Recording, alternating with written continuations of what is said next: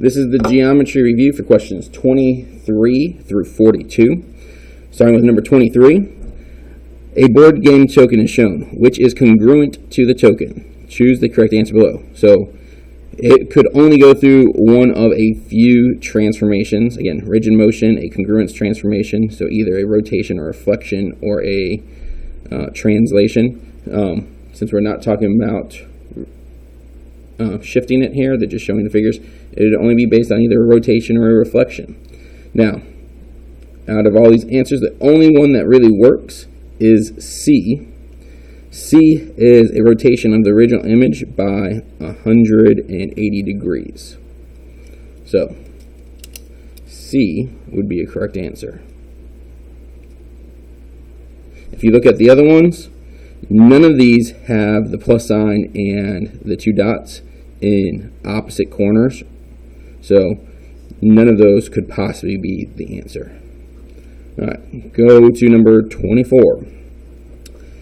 Prove that triangle ABC is congruent to triangle DEF.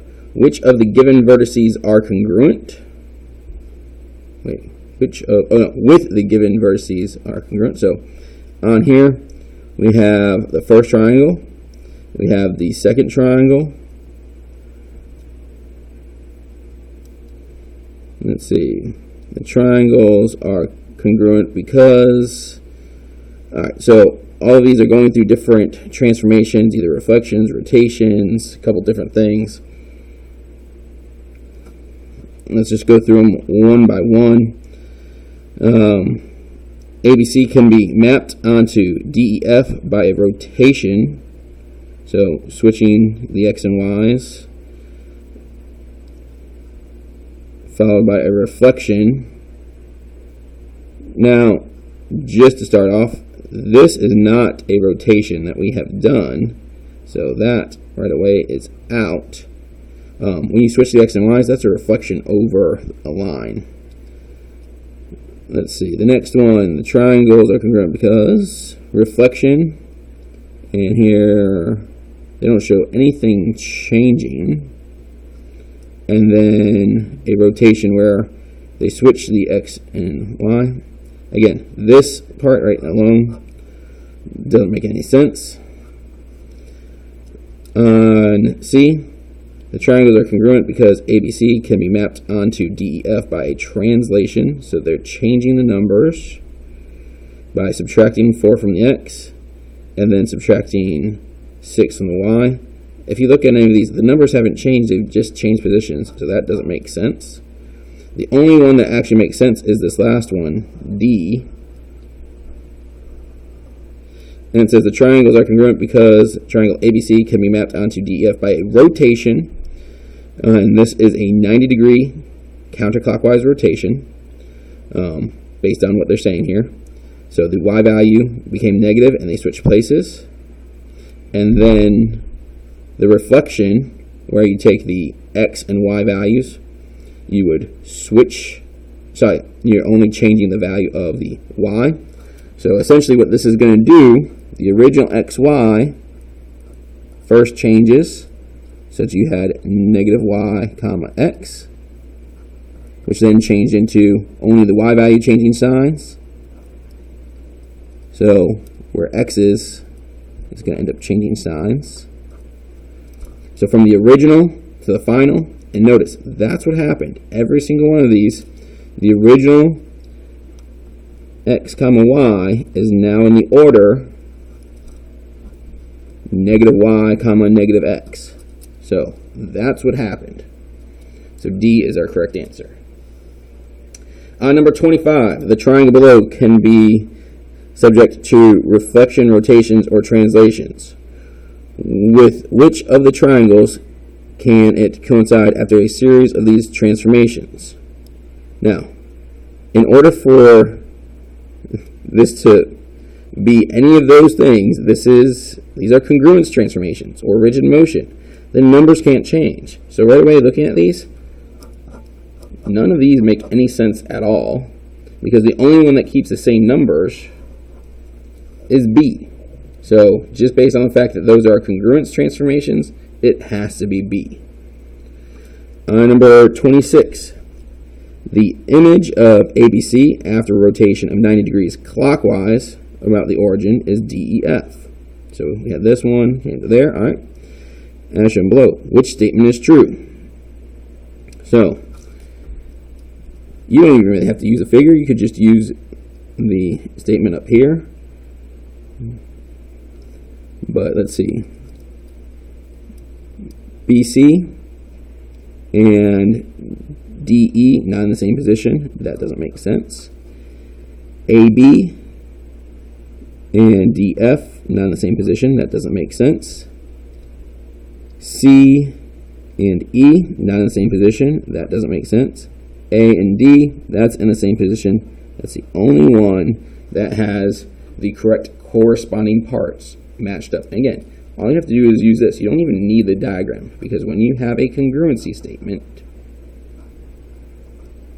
like this, the order matters. So the fact that they said that this one became this, the order tells you everything you need to know. A and D are in the same location. D is the only one that's correct. On number 27, identify the three coordinates of the triangle after performing the following transformations. So, first we need to identify the original points. So, the original points on here are at 0, 1. This is at 0, 1. This point is at negative 1.5 and 1, 2, 4. And this point is at 1, 2, 3, negative 3, positive 1. So you have your three original points, and they want to know where the three new points are. You don't have to graph it. If you want to graph it, that's fine. Again, they just asked you to list them. So take that first point, the 0, 1. If you add 4 to 0, you get 4. Subtract 2 from 1, and you get negative 1. So 4,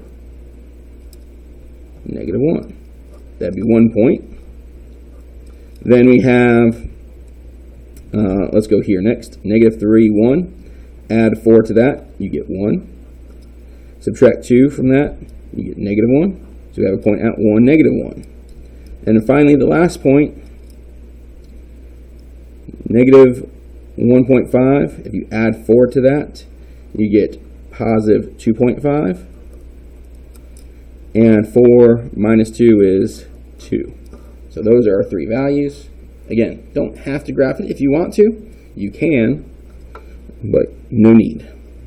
On 28, a reflection over the x-axis maps triangle ABC onto triangle A prime, B prime, C prime. Do the pre-image and image have the same shape and same size and shape? Explain. So if it's a reflection, yes, because a reflection is a congruence transformation or a rigid motion. So everything about it should be the same. The only answer here that says yes is B. Again, any type of congruence transformation, a reflection, a rotation, or a translation, always preserves both shape and size. A dilation is the only one that does not preserve the size, and that's a similarity transformation. All right, going on to number 29 and 30. Up here at the top. Given the information regarding triangle ABC and DEF, which statement is true? So we have angle A is congruent to angle D. Angle B is congruent to angle E. Segment BC is congruent to segment EF. The given information matches the SAS criterion. Okay, well, first thing we need to do, we should draw this because it's hard to see what order this goes in without a picture. So I'm going to draw two triangles that look to be the same. And there's no reason to make it hard on ourselves. We're going to put them in the same order. We got to label them in the same order. So this is A, B, C, going in the same corresponding order, D, E, F. Label the figure as we go. A and D are congruent. B and E are congruent. And then BC and EF are congruent. BC and EF. So we have two angles and a side. The side is not between the two angles. So it's two angles and a non-included side, which could be called either AAS or SAA. So look through the options. And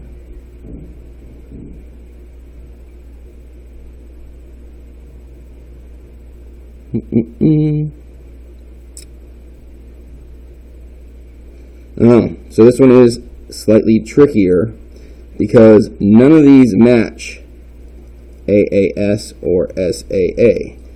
However, that third option can work.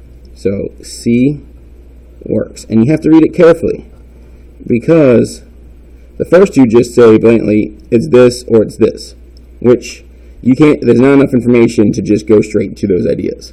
However, they are saying that since we know two of the angles in both of these triangles, we know the third angle must be congruent. So that's third angle theorem. That's what this first part is saying. Once you know that those two are congruent, then you can use angle, side, angle, right? Angle, side, angle, where the side is in between the two angles. So C does work after you've come up with another idea to say C and F are congruent. So a little bit tricky of a question because there's definitely enough information, so it can't be D. There's not enough information right away to use either A or B. C, though, gives another theorem as a reason there first, and then goes into ASA. So C is correct. On 30, why is triangle ABC congruent to triangle GHJ? Choose the correct answer below. So, on here, we had ABC, here's GHJ, and it looks like they're showing a couple different transformations. This first transformation appears to be some type of rotation, where it's been rotated to this point.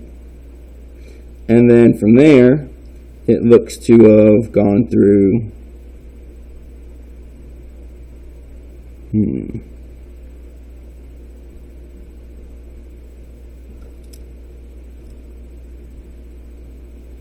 I don't see anything that would bring that to there. Now, we could go straight from this point to this point by doing a rotation as well. Let's see what some of the answer choices have. So, this one says, since these two triangles are congruent, this one and this one, by SAS, and this one and this one are congruent by side, side, side.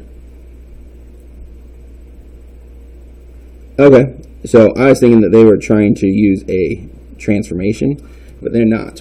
Reading through the answer choices, they're comparing this one to this one, and then this one to this one. So the first one's not correct because they don't give us all the sides between those two, so that's out right away. On B, we have, since these are congruent by SSS, we have all the sides, that works. And these two are congruent by side, angle, side. Let's see, we have two sides and an included angle, two sides and an included angle. They're the same two sides and included angle, so that's correct. Then we know that these two are congruent. So this one would work. Let's go through the other couple just to make sure that nothing else would have worked. Since these two are congruent and these two are congruent, so you must have, that doesn't even make a whole lot of sense because it's comparing these two right away. And we can't do that because there's not enough information to say those two directly are congruent. On D, again, D kind of does the same thing. It's making direct comparisons between those two. There's not enough information to say that they are congruent because there's no way for us to figure out this third angle, this third side, and this one doesn't have any angles marked at all. So we can't relate those two without using that middle figure. B is the only one that works. All right, on 31, we have a proof to fill out. Now, everything on our test will be multiple choice. So you'll have options if you're given a proof. You won't be asked to do a whole thing like this. But you could be asked to fill in a blank for a random spot. So on here, the information they give us that's very important is that we have two sets of parallel lines, and they already marked them on the figure for us. Now, because of these two being parallel, we know that these two angles are congruent, because those two are alternate interior angles. Now, just them being alternate interior angles by definition doesn't make them congruent. The theorem is what makes them congruent. So alternate interior angle theorem makes them congruent. Same thing on this one. So they give us another set of parallel lines, and then they say that these two are congruent. Again, those are also alternate interior angles between those two parallel lines. So we can say alternate interior angle theorem. We then said that AC is congruent to itself. Well, that's reflexive property if we ever say it's congruent to itself. Reflexive property. And then finally, they say the two triangles are congruent.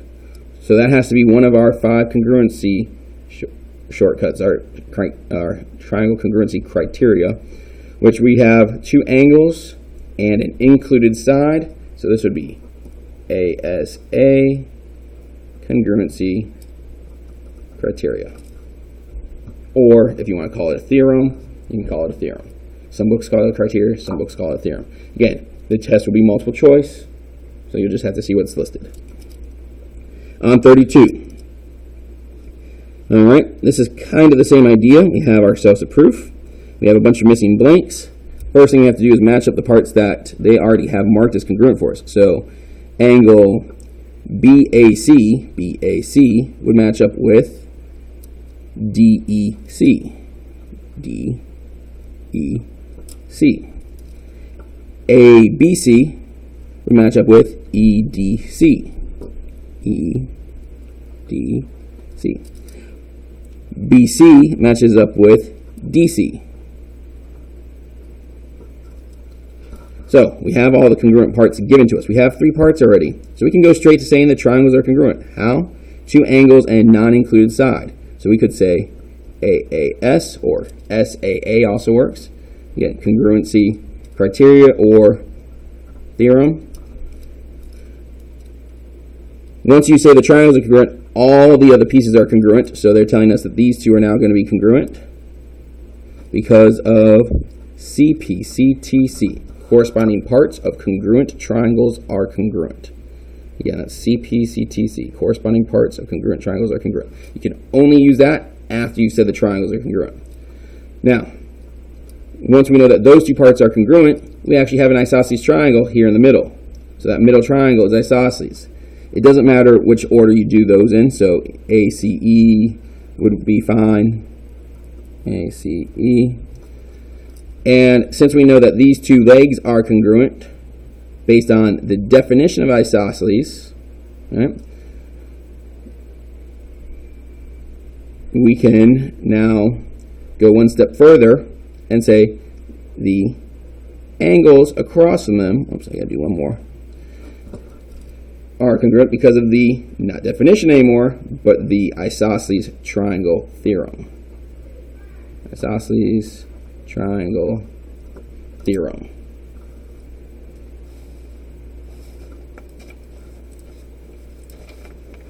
Alright, so that's it for the proof. Let's go on to the other side.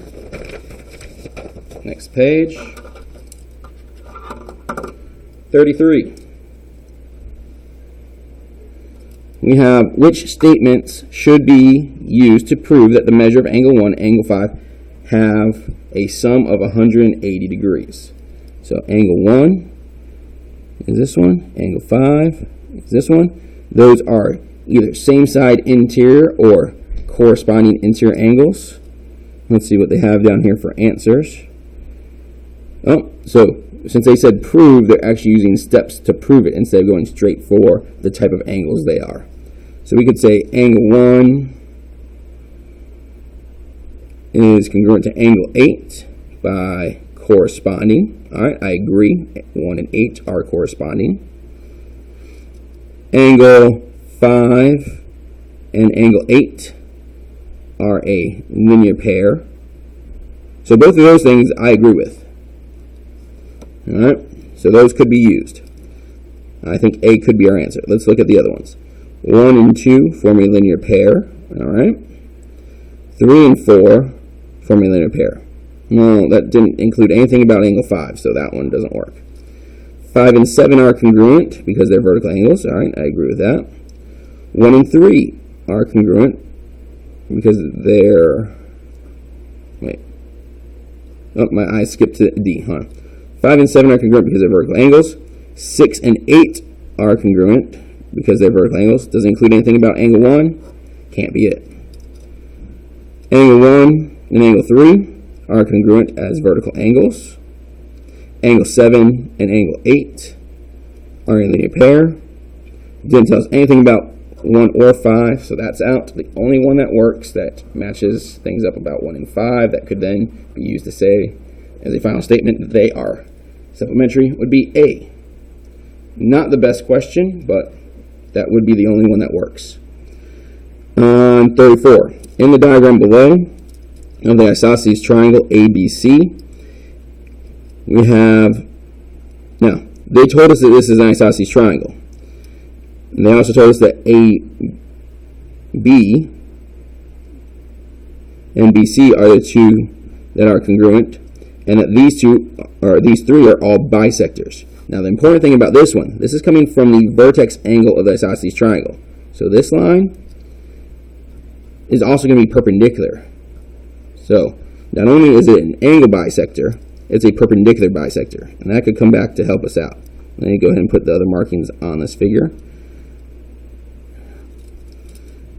So now, drawn to intersect point X. If the measure of BAC is 50, BAC, that's this angle down here, is 50. So now we also know that each of these are 25. I'm going to go ahead and write those in. Find the measure of AXC. AXC. Well, we could do this a couple of different ways. I could either use the fact that if that's 25, this is also 25 over here, because they're going to have to be congruent. All three of those have to add up to 180. So 180 minus 25 plus 25, which that would be 50. So 180 minus 50 is 130. That's one way to get there to the correct answer. Or another way to get there, we could have used the right triangles. We knew that's 25, this is 90. So we could have said 180 minus 25 and 90. And whatever we get for that answer, we're going to have to multiply it by 2 because this angle will be doubled since those two should be congruent. So 180 minus 115.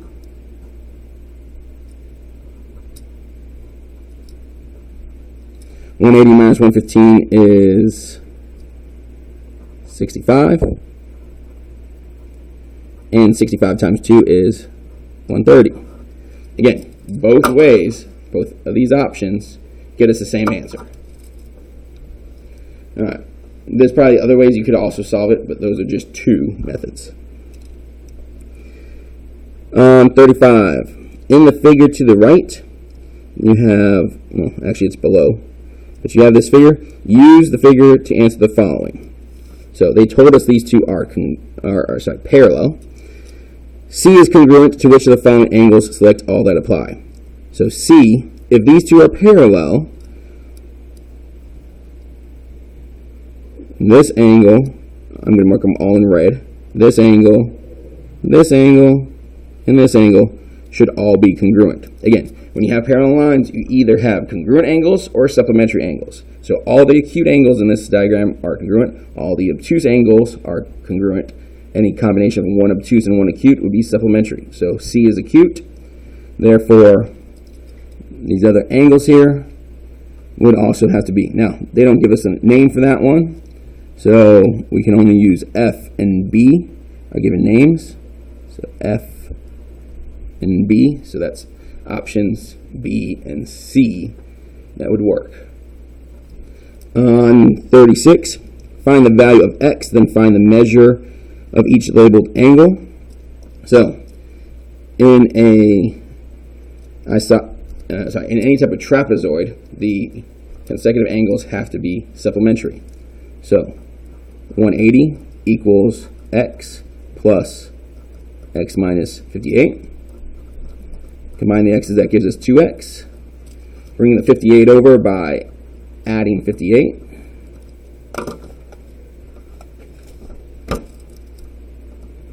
So 2x equals 238.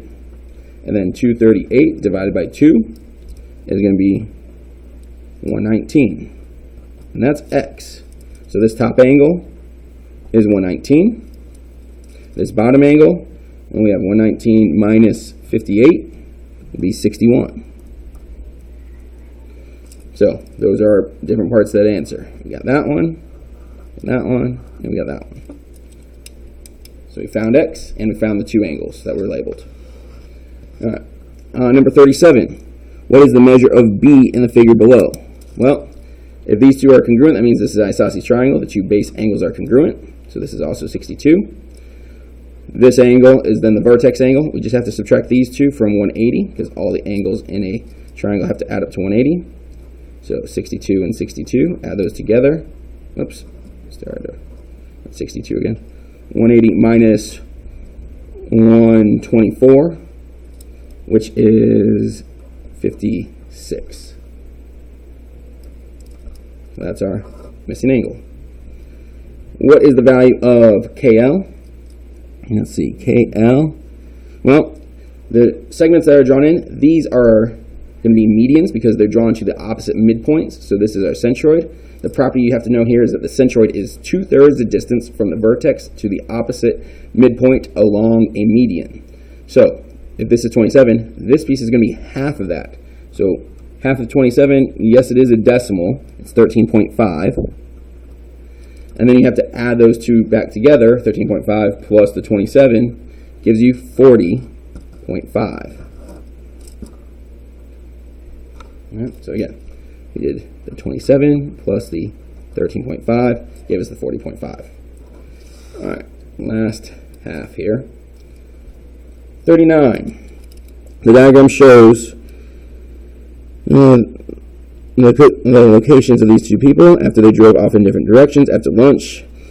Let D be the distance between them. What is the range of possible distances between them? Well, since the distance between them is going to form a triangle based on the diagram, we would have to say that in order to make this a triangle, there's a theorem that says any two sides have to be greater than the third, or the sum of any two sides have to be greater than the third, which then allows us to find the range by finding the sum and the difference. The sum gives us the higher number, the difference gives us the lower number. So the sum here of 3 plus 5 is 8, and the difference, 5 minus 3, is 2. So the distance has to be between 2 miles and 8 miles.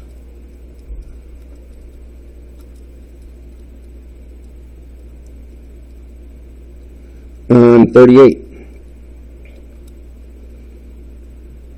these two are parallel. AD and are also congruent, so they're parallel and congruent. They want us to prove AB is congruent to CB. Well, if these two are parallel, they have a lot of this filled in. Let's see. Shown below are the statements and reasons for proof. They are not in the correct order. Which of these is the most logical order for the statements and reasons? So we should probably start with a given. So 3 should come first. So I would go ahead and cross off these two. Then we should end with what we're trying to prove. So what we're trying to prove is AB, and it says by CPCTC, so this has to be the last statement. So it looks like B. That's the only one that listed given first and what we're trying to prove last. So that has to be it. So just based on those two ideas, it has to be B. On 41, write a proof of the theorem that states if an angle of a quadrilateral is supplementary to both of its consecutive angles, the quadrilateral is a parallelogram. Given that equals 180 and that equals 180, prove it is a parallelogram. What statement proves the theorem? So by the angle addition postulate,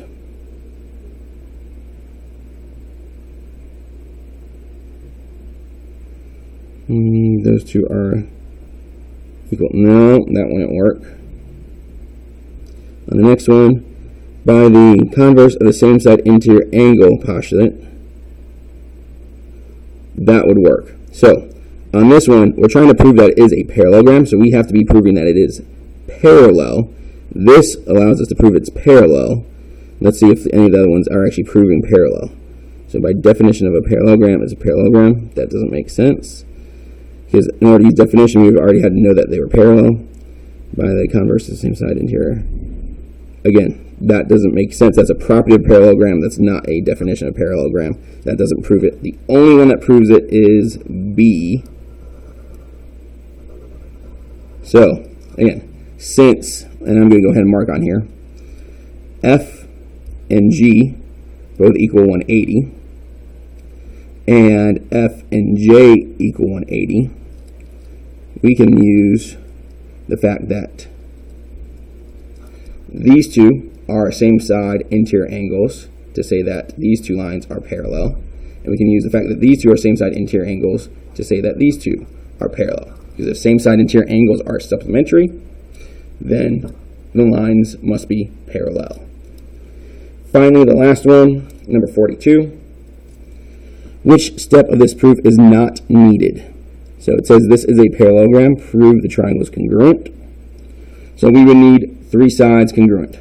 Well, if we're using SSS, there is no need to have step 3 in there. Step 3 is talking about angles, and we don't need to know anything about angles if we ended up using SSS. So that's the answer for 32, step 3.